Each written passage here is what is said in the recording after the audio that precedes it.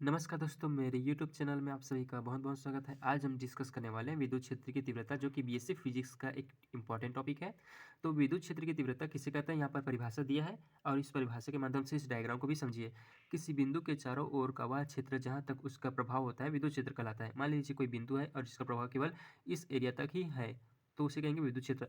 यानी कि इसको इस प्रकार से समझ सकते हैं। मान लीजिए कोई लाइट है, लाइट यहाँ पर जल रहा है और इसका प्रकाश केवल यहाँ तक पहुँच रहा है, इस एरिया में ही, इससे आगे नहीं पहुँच रहा है। यानी कि ये एक लाइट है और इसका प्रकाश केवल यहाँ तक पहुँच रहा है और इससे आगे नहीं पहुँच रहा है, तो उसे विद्युत क्षेत्र कहेंगे। सिर्फ इस एरिया को विद्युत क्षेत्र कहेंगे, इस प्रकाश यानी कि यहाँ पर जो लाइट है उसका। तो इसमें देखिए, तो विद्युत क्षेत्र में रखा एकांक धनावेश, यहाँ पर रखा कोई एकांक धनावेश जितने बल का अनुभव करेगा, यहाँ पर जो रखा हुआ है एकांक धनावेश है, जो वो जितने बल का अनुभव करेगा इस एरिया में, तो उसे कहेंगे उस बिंदु पर, इस बिंदु पर विद्युत क्षेत्र की तीव्रता कहेंगे। ठीक। तो यहाँ पर देखिए विद्युत क्षेत्र की तीव्रता के लिए यहाँ पर दिया है E is equal F factor upon Q not. यहाँ पर क्यू क्या है, क्यू एकांक धनावेश है और एफ उस पर जो बल लग रहा है वो है। ठीक। तो यह है विद्युत क्षेत्र की तीव्रता। तो विद्युत क्षेत्र की तीव्रता में आगे देखिए,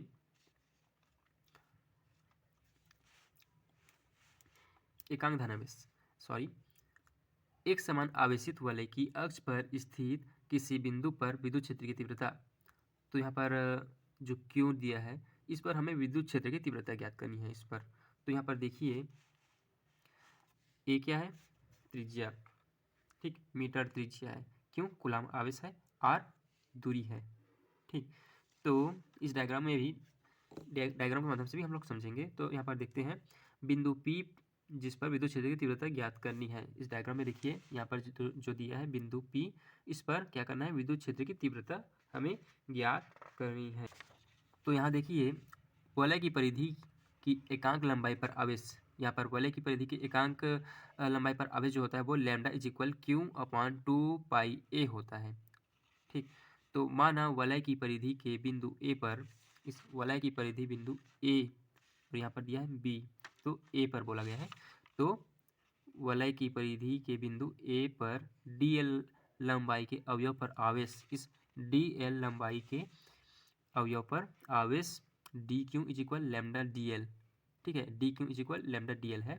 और डी क्यू आवेश, इस डी क्यू आवेश के कारण बिंदु पी पर विद्युत क्षेत्र की तीव्रता, यहाँ पर डी ई वन वैक्टर, यहाँ पर जो दिया है डी ई वन वैक्टर, हम लोग ए के लिए बात कर रहे हैं ना, यानी कि इस ए पर डी एल लंबाई के लिए, ए पर डी एल लंबाई के लिए यहाँ पर D E vector is equal हो जाएगा D E one vector is equal 1/4πε0 lambda D L upon A square plus R square, A square plus ये आर स्क्वायर। अब हम देखेंगे बी के लिए, बिंदु बी पर डी एल लंबाई के अवयव के कारण बिंदु पी पर विद्युत क्षेत्र की तीव्रता।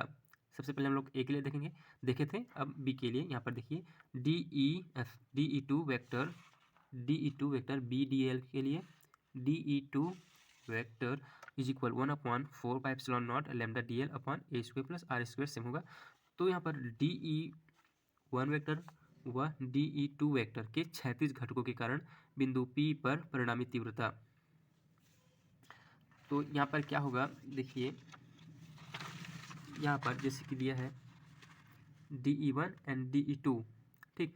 तो D E one vector and D E two vector को ऊर्ध्वाधर एवं क्षैतिज घटकों में विभाजित करेंगे। ठीक है, ऊर्ध्वाधर और क्षैतिज घटकों में विभाजित करेंगे पर ऊर्ध्वाधर घटक विपरीत है, तो ये विपरीत होने के कारण एक दूसरे को निष्फल कर देगा। तो हम लोग देखेंगे क्षैतिज घटक के लिए। तो क्षैतिज घटक के लिए यहाँ पर जैसे कि दिया है, क्षैतिज घटकों के कारण बिंदु P पर परिणामी तीव्रता D E vector is equal हो जाएगा D E one vector cos theta plus D E two vector cos theta. ठीक। तो यहाँ पर जैसे कि यहाँ पर डी ई वन वैक्टर जो मान आया था और डी ई टू वैक्टर जो मान आया था, उसको हमें यहाँ पर रख देना है। तो यहाँ पर रख लिए हैं डी ई वन वैक्टर का मान जो यहाँ पर आया और डी ई टू वैक्टर यहाँ पर मान आया है।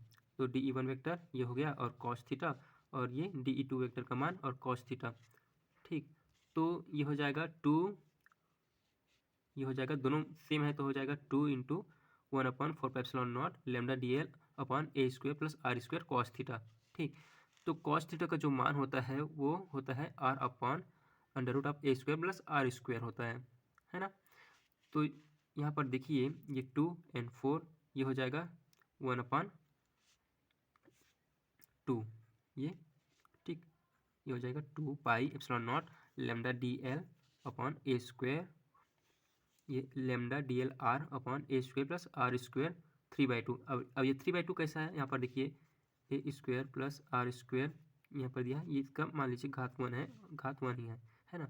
अब इस वाले पार्ट में देखिए ये ए स्क्वायर प्लस आर स्क्वायर 1/2, इसको 1/2 लिख सकते हैं अंडर वाले भाग को। फिर ये 1 और ये 1/2, 1 प्लस 1/2 घात घात का हो रहा है ना, प्लस तो 2 एकम 2, 2 हो गया।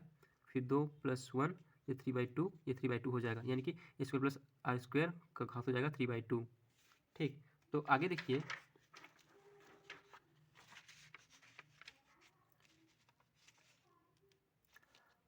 संपूर्ण वलय के कारण विद्युत क्षेत्र की तीव्रता हो जाएगी E vector is equal summation 1/2 pi epsilon naught lambda D L R upon A square plus R square 3/2। तो ये हो जाएगा 1/2 पाई एप्सिलॉन नॉट लेमडा ये हो जाएगा lambda R upon A square plus R square 3/2। और ये जो डी एल दिया है वो हो जाएगा समीशन डी एल, और समीशन डी एल का जो मान होगा वो पाई ए होता है, ठीक। पाई ए, क्योंकि वलय की अर्ध परिधि के लिए होता है, वलय की अर्ध परिधि के लिए पाई ए होगा समीशन डी एल के लिए। तो आगे देखिए 1/2 पाई एप्सिलॉन नॉट। अब यहाँ पर देखिए जो लैम्डा जो दिया है वो होता है क्यू अपॉन 2 पाई ए, इक्वल होता है इसका, ठीक। लैम्डा का मान ये इसका इक्वल होगा dot R upon A square plus R square 3/2 pi A. तो यहाँ पर देखिए 2 पाई ए ये नीचे आ जाएगा, क्यों ऊपर रहेगा, तो 2 पाई ए ये जो दिया है 2 पाई ए ये नीचे आएगा, तो क्या होगा 2 और 2 ऐड होकर के यानी कि गुणा होकर के 4 हो जाएगा। फिर ये पाई ए ये और ये वाला पाई ए ये कैंसिल और ये कैंसिल हो जाएगा। तो ये आगे देखिए 1/4 पाई एप्सिलॉन नॉट यहाँ पर Q R upon A square plus R square 3/2, और ये पाई ए और यहाँ पर जो पाई ए ये वाला जो पाई ए था ना नीचे आया तो ये कैंसिल हो जाएगा। तो ये होता है न्यूटन प्रति कूलम। तो इस प्रकार से हमने अभी प्रूव किया है। तो हमने अभी देखा विद्युत क्षेत्र की तीव्रता और एक समान आवेशित वलय की अक्ष पर स्थित किसी बिंदु पर विद्युत क्षेत्र की तीव्रता के लिए व्यंजक व्युत्पन्न करना। तो अभी हमने बहुत ही जल्दी तरीके से समझने का प्रयास किया है। आई होप कि आप सभी को समझ में आया होगा। तो प्लीज़ मेरे वीडियो को लाइक करें, चैनल को सब्सक्राइब एंड शेयर करें। Thank you guys.